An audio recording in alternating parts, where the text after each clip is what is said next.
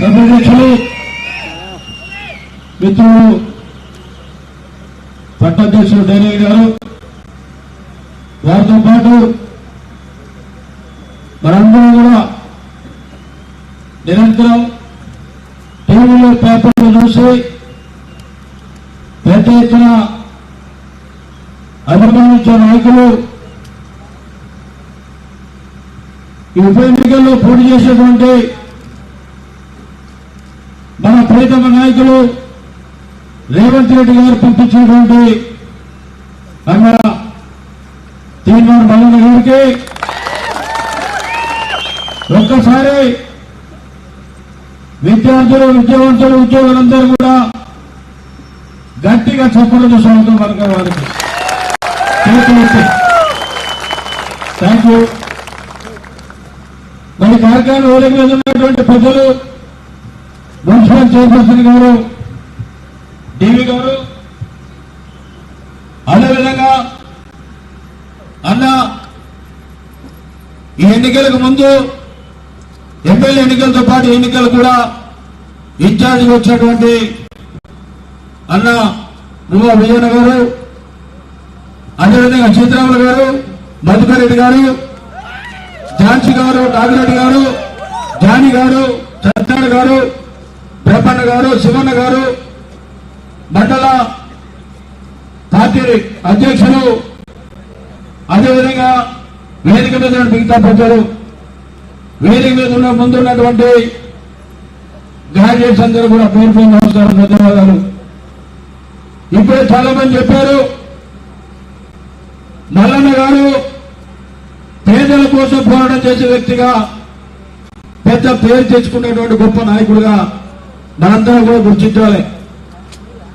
ఎందుకంటే వారు ఏమి లేకుండా సరే ఒక పేపర్ ద్వారా, ఒక మీడియా ద్వారా అధికారులని ఆదరణ తీసుకొని ఎవరైతే సమస్య మీద వచ్చి మళ్ళా నాకు ఇబ్బంది ఉంది, తహసీల్దార్ ఆఫీసులో పనిచేస్తుందని చెప్తే వెంటనే స్పందించి వారిని వెంటనే పరిష్కరించే గొప్ప గుణం ఉన్నటువంటి వ్యక్తి పెద్దలు మల్లన్న గారు చెప్పి మనందరూ కూడా గుర్తు చేసుకోవాలి.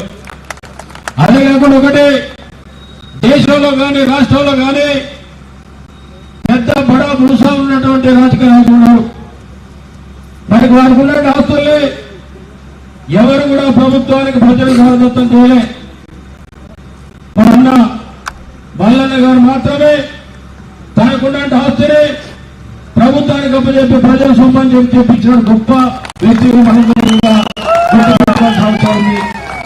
అంతేకాకుండా చాలా పెద్ద ఎత్తున అన్నని ఓడించాలని చెప్పి అమెరికా నుంచి తీసుకొస్తున్నారు టీఆర్ఎస్ వాళ్ళు.